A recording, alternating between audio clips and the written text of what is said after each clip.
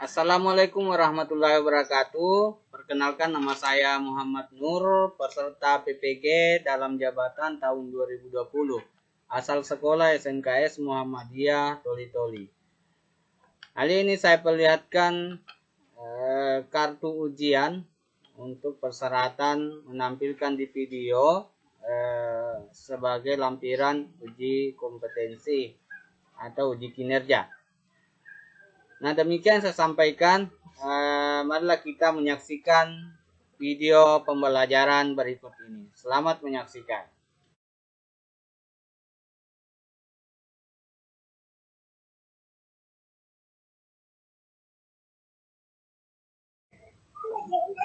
Oke. Assalamualaikum warahmatullahi wabarakatuh. Waalaikumsalam warahmatullahi wabarakatuh. Alhamdulillah kita bertemu lagi di pembelajaran kali ini. Hari ini tanggal 17, hari Selasa tanggal 17 November 2020. Jadi alhamdulillah mudah-mudahan saya terjumpai semua anak-anakku sekalian dalam kondisi sehat walafiat. Jadi kita tahu kondisi saat ini adalah masih pandemi. Zona kita masih belum bisa tatap muka, jadi kita bertemu di virtual meeting.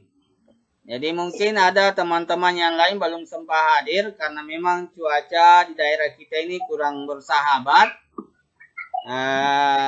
Ada sering putus-putus jaringan. Jadi ada beberapa itu sering putus nyambung, ya, sehingga kita tidak maksimal. Namun alhamdulillah kita bisa tatap muka di sini, yang bisa join. Oke. Bagaimana kabarnya semua? Sehat semua? Sehat. Alhamdulillah. Alhamdulillah. Jadi sebelum kita mulai, jadi saya harapkan kepada anak-anakku sekalian salah satunya memimpin doa sebelum kita mulai pelajaran. Ya, saya persilakan siapa yang bisa pimpin doa. Silakan Rehan. Ajar kita berdoa bersama-sama menurut keyakinan masing-masing. Berdoa dulu.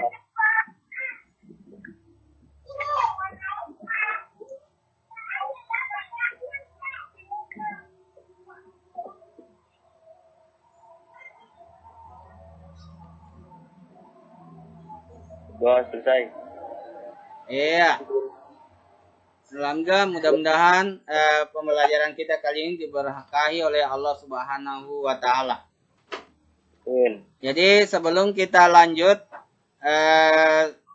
saya mau absen dulu sebelum kita lanjut. Nah, yang pertama Amanda. Amanda hadir?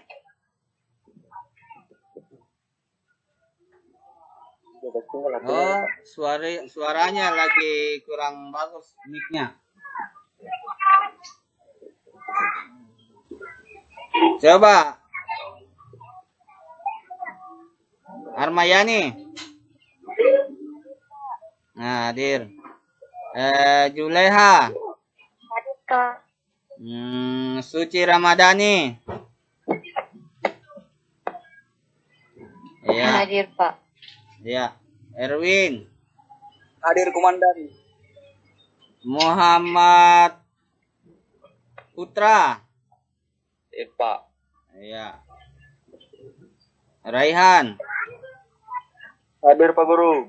Iya. Nah, yang lain mungkin belum sempat ini sementara keluar masuk. Ya, karena kondisi daerah kita yang kurang bersahabat. Biasanya kalau seperti itu jaringan juga ikut terganggu. Oke, adapun materi kali ini adalah masih dalam di pemrograman dasar kita belajar tentang percabangan. Jadi Jadi setelah kita belajar minggu lalu tentang operator dan aritmetika, sekarang kita belajar tentang percabangan. Nah, ini kita belajar tentang percabangan.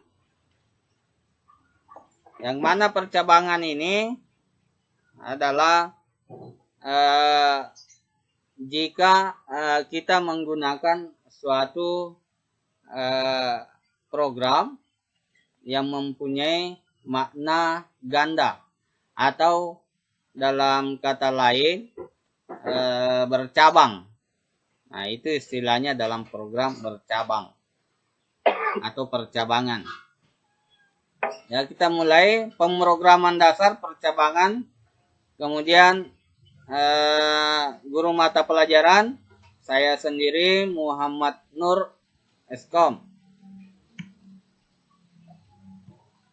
Ya, adapun kompetensi dasar adalah menerapkan struktur kontrol percabangan dalam bahasa pemrograman. Nah, kemudian 361 menjelaskan statement atau perintah untuk kontrol percabangan. Kemudian 362 menerapkan statement perintah untuk kontrol percabangan. Kemudian menerapkan statement perintah untuk kontrol percabangan sederhana. Nah, kemudian 364 bagaimana menerapkan statement perintah untuk kontrol percabangan bersyarat. Kemudian 4.6 membuat kode program struktur kontrol percabangan. Kemudian 461 membuat aplikasi percabangan, membuat aplikasi percabangan sederhana, kemudian membuat aplikasi percabangan yang bersyarat. Oke, itu adalah kompetensi dasar kita dan indikator pencapaian. Nah, kemudian tujuan pembelajaran. Jadi yang pertama tujuan pembelajaran kita adalah menerapkan struktur kontrol percabangan dalam bahasa pemrograman. Kemudian yang kedua, membuat kode program struktur kontrol percabangan. Nah, ini adalah tujuan pembelajaran kita. Nah, kemudian materi ajar, struktur percabangan, percabangan sederhana, percabangan bersyarat. Nah, itu adalah materi ajar kita. Materi kita. Kemudian kita lanjut. Percabangan adalah suatu pemilihan statement yang akan dieksekusi di mana pilihan tersebut didasarkan atas kondisi tertentu untuk mengarahkan perjalanan suatu proses. Nah, itu percabangan. Kemudian, nah ini ada flowchartnya. Nah, itu ada artinya statement yang terdapat pada suatu blok percabangan akan dieksekusi. Nah, jadi dalam suatu blok. Nah, jika kondisi yang didefinisikan terpenuhi, bernilai benar. Tetapi jika kondisi tersebut tidak terpenuhi atau bernilai salah, maka statement tersebut tidak akan dieksekusi atau diabaikan oleh compiler. Nah, ini kita lihat, ini ada flowchartnya ini. Nah, ini kondisi. Jika benar, maka langsung diperintah di sini, langsung muncul di sini, ini yang dieksekusi. Maka jika salah, dia program akan langsung selesai. Nah, itu flowchartnya, alurnya. Nah, ini dalam menuliskan kondisi atau syarat selalu digunakan operator relasional sebagai sarana untuk melakukan proses pengecekannya. Jadi ini minggu lalu kita belajar tentang operator. Nah, ini adalah operator yang kita gunakan dalam percabangan. Nah, ini. Ada lebih dari, kurang dari, sama dengan, lebih atau sama dengan, kurang atau sama dengan, atau tidak sama dengan. Jadi ini ada operator, kemudian itu ada artinya. Jadi itu ada simbolnya. Simbol-simbol yang kita gunakan. Nah, kemudian untuk struktur percabangan.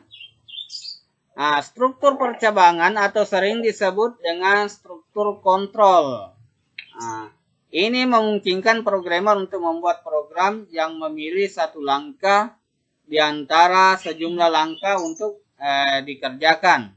Nah, ini struktur percabangan. Atau biasa disebut dengan struktur kontrol. Jelas kelihatan?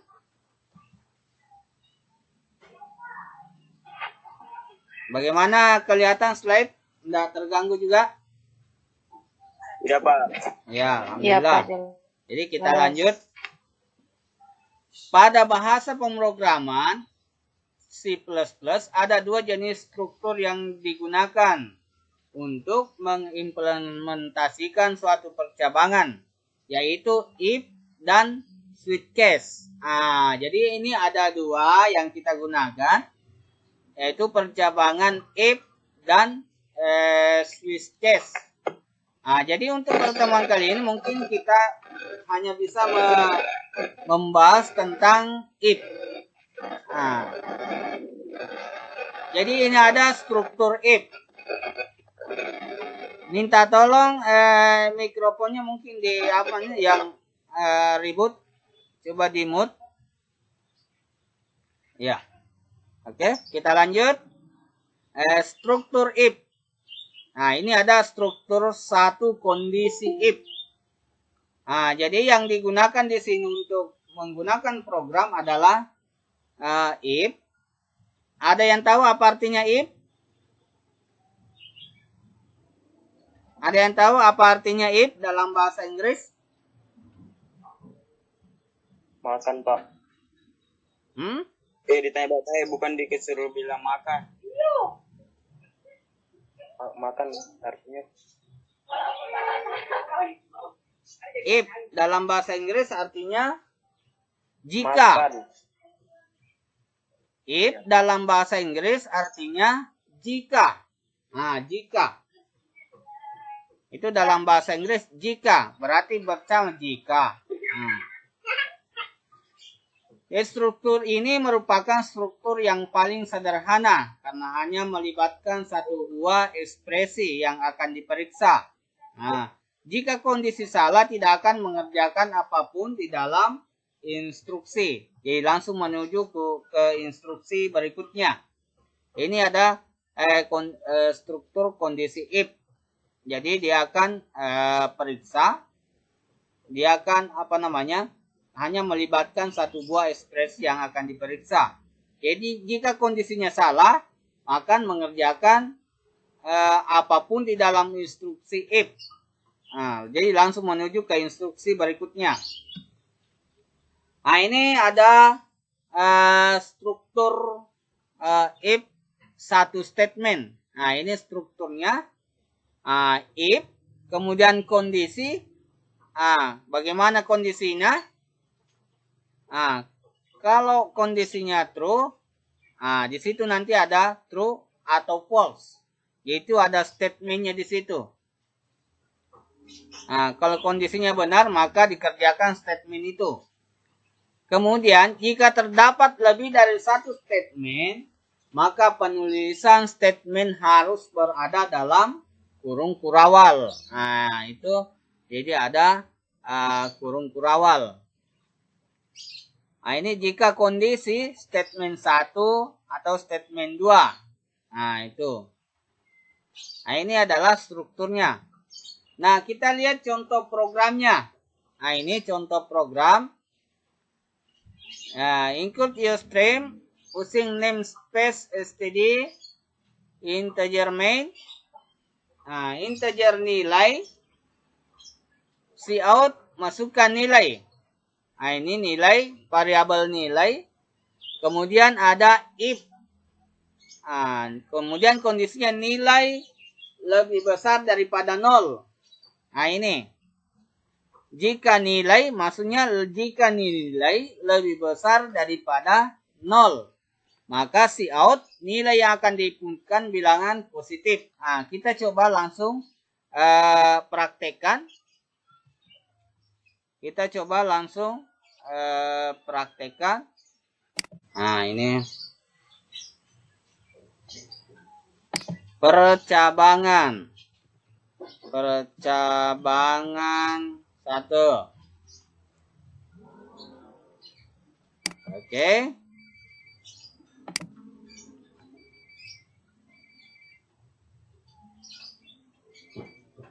Percabangan 1. Kita buat proyeknya tadi, kemudian kita buat filenya. Nah, ini. Nah, sekarang kan bisa dilihat dari situ? Bisa kelihatan di layar?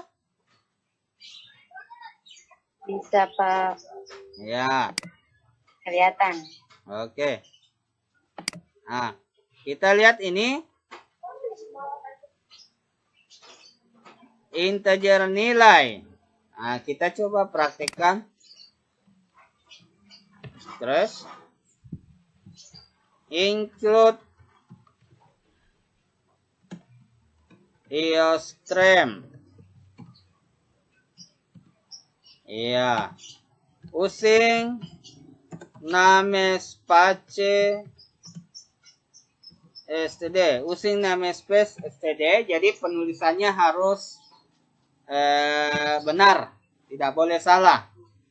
Kemudian integer main. Jadi kita buat fungsi mainnya. Kita buat fungsi main.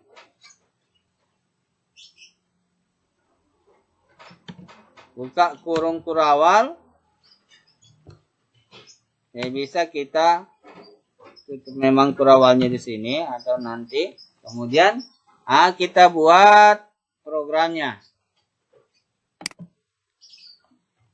Nah, integer nilai. Jadi kita menggunakan variabel nilai. Integer nilai.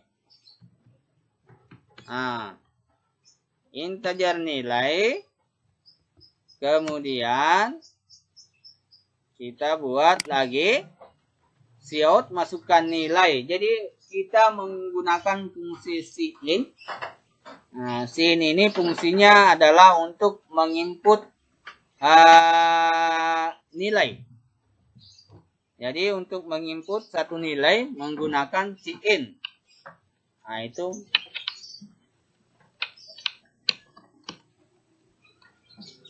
Ya. Coba kita buat Cout.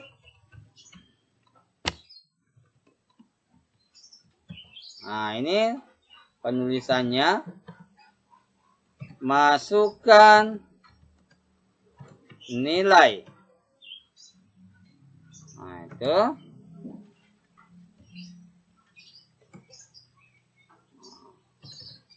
Cin. Nah. Nilai. Oke. Nah, itu masukkan nilai. Jadi kita di sini posisinya. Jadi posisinya di sini. Ini perintah untuk memasukkan memasukkan data atau memasukkan angka di variabel nilai. Nah, itu nilai cin, ini fungsinya cin. Nah, kemudian kita buat programnya, if-nya. If jika nilai lebih besar daripada 0, nah, maka itu kalau 0, coba saya inputkan tunggu dulu, nilai saya taruhkan di sini sama dengan bagaimana kondisinya kalau sama dengan 0.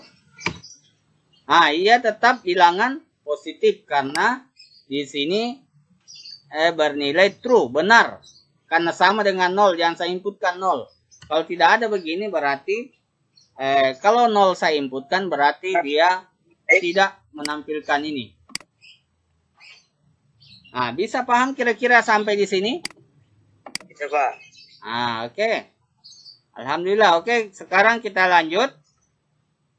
Atau ada yang mau ditanyakan sampai di sini? Ini. Jadi nanti ada yang kurang dipahami, saya kira bisa kita diskusikan melalui WA atau Google Classroom. Itu nanti kalau ada yang mau lebih ini lagi bisa. Saya selalu sedia untuk melayani kalian untuk belajar tentang hal ini. Karena ini butuh referensi. Oke. Sekarang kita lanjut. Itu tadi adalah contoh program yang satu kondisi. Nah, sekarang struktur dua kondisi. Ini ada struktur dua kondisi. Struktur percabangan jenis ini sedikit lebih kompleks bila dibandingkan dengan struktur yang hanya memiliki satu buah kondisi.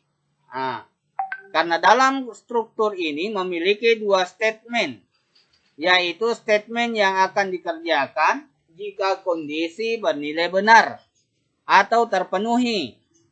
Itu. Dan statement yang akan dikerjakan jika kondisi tersebut bernilai salah atau tidak terpenuhi. Jadi adapun strukturnya yaitu ini ada strukturnya ini. Kalau tadi strukturnya cuma satu kondisi, sekarang sudah dua kondisi. Ini kondisi, kemudian menggunakan else, kemudian ada kondisi yang lain. Ini yang terpenuhi, kemudian yang tidak terpenuhi. Jadi jika kondisinya di sini terpenuhi, jika kondisinya di sini nanti terpenuhi, maka ini yang akan dipanggil, ini yang akan ditampilkan. Namun jika kondisi ini tidak terpenuhi, maka yang dipanggil adalah statement berikutnya, adalah statement yang kedua, yang ini. Nah, kalau kita melihat tadi program kita, perbedaan yang di atas ini hanya satu kondisi statement. Itu. Ini cuma satu statement. Jadi kenapa ini ada jika kondisi, kalau dua statement maka menggunakan kurung kurawal. Itu. Oke. Ini dua kondisi. Kita lihat programnya. Ini sama dengan tadi. Ini adalah program jika bernilai benar. Ini tadi yang kalian tanyakan, Erwin tanyakan ini tentang mode. Ini else. Kemudian ditampilkan di sini. Oke, jika kita lihat, kita baca dulu programnya ini. Jika kondisi nilai dibahagi 2, apakah masih ada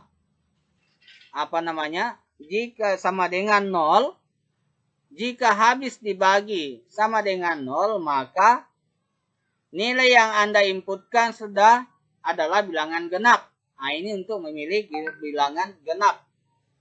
Jika nilai yang Anda inputkan adalah bilangan ganjil, jika di sini nanti ada sisa hasil baginya, maka yang muncul adalah statement yang kedua. Nilai yang Anda inputkan adalah bilangan ganjil. Coba kita buat programnya.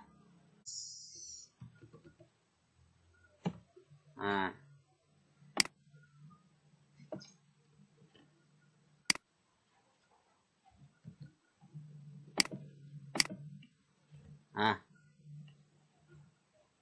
bilangan. Kalau selain genap apa? Lawannya genap? Ganjil. Ganjil. Nah, itu bilangan ganjil. Nah, kita lihat. Nah, ini kita coba jalankan. Nah, ini masukkan nilai. Umpamanya nilai 10. Nah, nilai yang diinput adalah bilangan genap. Nah, karena kalau dibagi dia ya habis, selesai. Coba kalau 9. Saya input nilai 9. Nah, nilai yang diinput adalah bilangan ganjil. Nah, ini adalah cara menentukan bilangan genap, bilangan ganjil. Ini program bisa digunakan seperti ini. Nah, jadi ketahuan, ini bilangan ganjil yang diinput, ini bilangan genap. Karena di sini statementnya jika nilai habis dibagi 2 sama dengan 0, mod sisa bagi nilainya sama dengan 0. Nah, ini kan nilai diinput di sini. Tadi itu kita input 10 tadi. Berarti nilai di sini, variabel nilai sini kita inputkan nilai. Tadi ini menggunakan fungsi cin. Cin. Nah, ini kemudian diinputkan nilai. Nilai sekarang tadi diinput 10. Jadi nilai di sini, variabel nilai adalah nilainya 10. Kalau nilai 10 dibagi 2 dibagi 2 kan habis, selesai. Kalau itu kan dibagi, habis, selesai. Tidak ada koma-komanya. Maka ada bilangan genap. Ini untuk mencari bilangan genap dan bilangan ganjil. Coba 8. Anda menginputkan bilangan genap. Seperti itu. Bisa paham sampai sini? Bisa, Pak. Alhamdulillah. Ya. Yang lain ada yang mau ditanyakan barangkali? Ya, kalau tidak ada kita lanjut.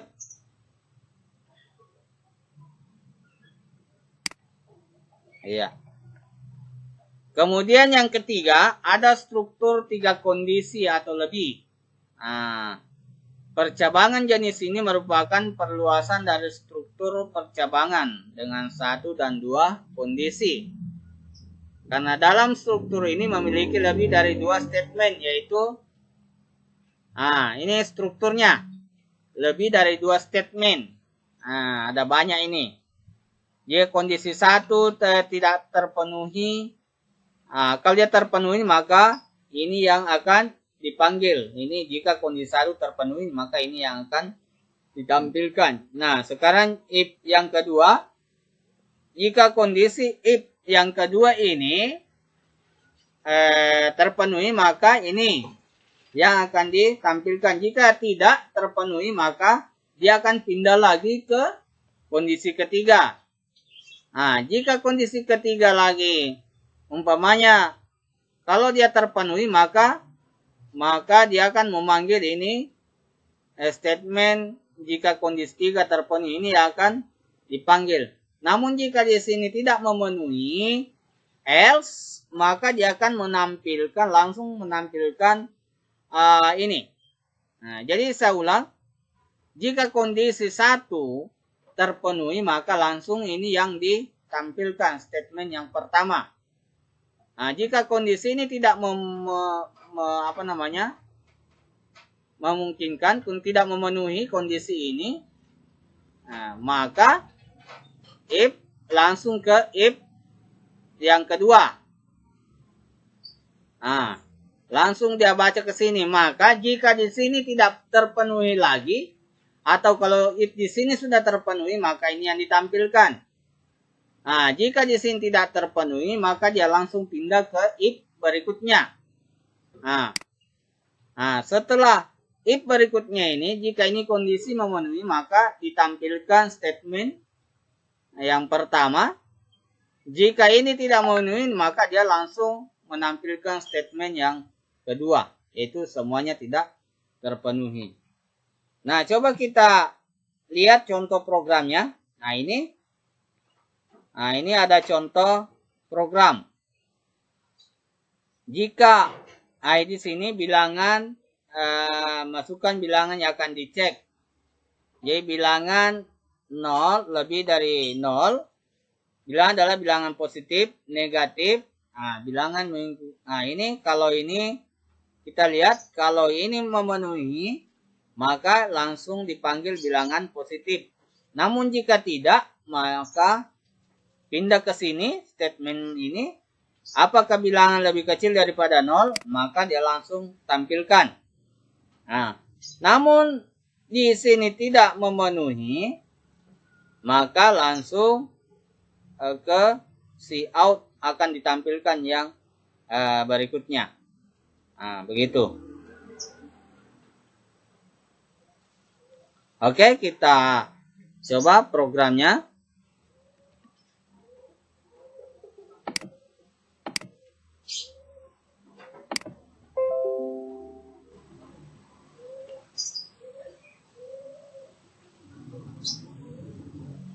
Jika nilai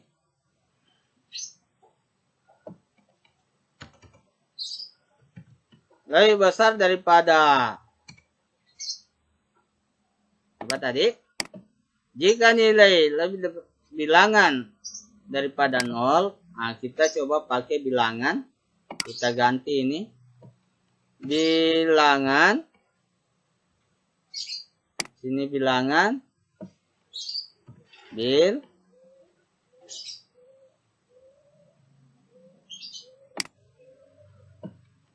Bil. Ini.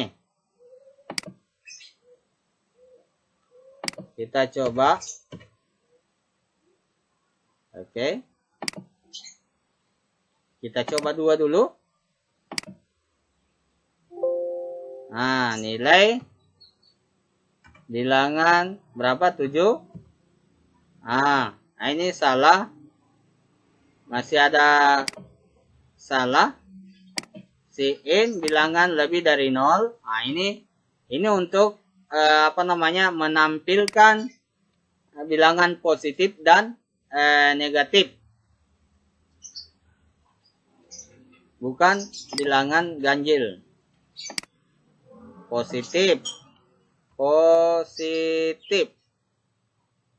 Negatif.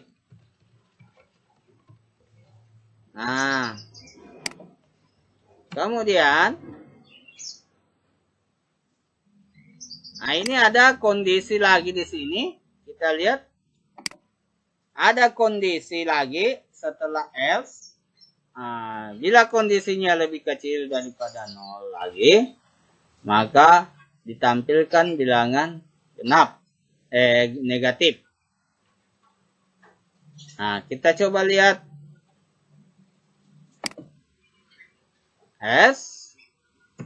If bilangan, jika bilangan lebih kecil daripada 0, maka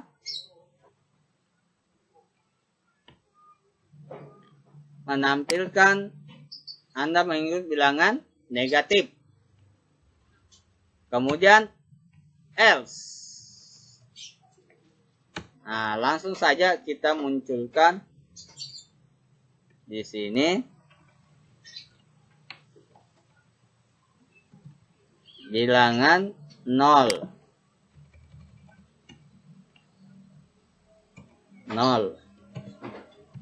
Iya.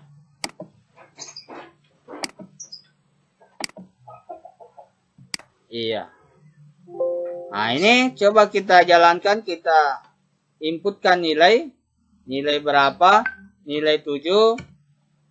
Anda menginput, nilai yang diinput adalah bilangan positif. Nah, kemudian kita coba input lagi, bilangan 0. Nah, nilai yang diinput adalah bilangan 0. Nah, itu karena tidak ada lagi pilihan, langsung dimunculkan ini. Nah, itu.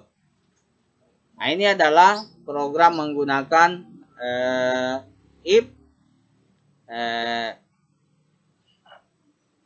yang mempunyai kondisi satu statement, kemudian dua kondisi, menggunakan if satu kondisi, dua kondisi, dan tiga kondisi. Nah, itu. Nah, ada yang mau ditanya sampai di sini? Enggak ada, Pak. Oke, Alhamdulillah berarti sudah paham semua tentang penggunaan fungsi if. Ya. Ya, itu adalah penggunaan fungsi if. Nah, ada barangkali yang mau didiskusikan tentang materi ini? Ada? Erwin, sudah paham Erwin?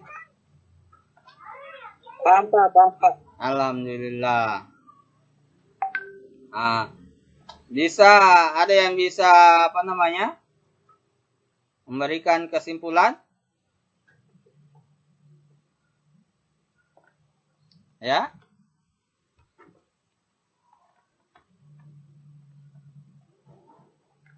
Kenapa? Ada yang bisa memberikan kesimpulan? Tidak ada, Pak. Ya. Jadi untuk kesimpulannya adalah menggunakan if ada kondisi 1, ada kondisi 2, ada yang kondisi 3. Ya, saya kira itu 3 kondisi untuk saat ini bisa dipahami toh. Ya. Nah, untuk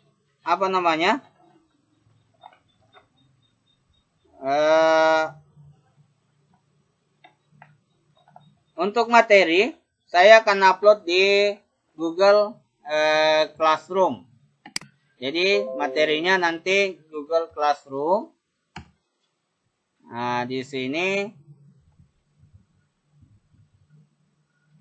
dengan LKPD. Materi untuk yang akan datang yang kita bahas lagi tentang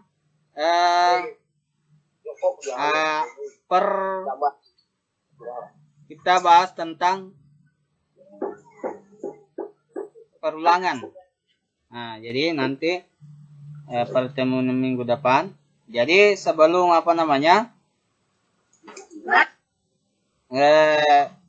sebelum kita berpisah, saya mohon teman-teman sekalian, anak-anakku sekalian, jangan lupa selalu jaga kondisi kesehatan. Dan sebelum kita ini, salah satu mungkin bisa pimpin doa sebelum kita berpisah. Silakan.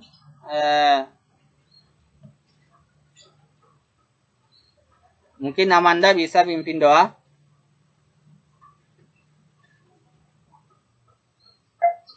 Teman-teman, setelah kita belajar, marilah kita berdoa bersama-sama. Berdoa dimulai.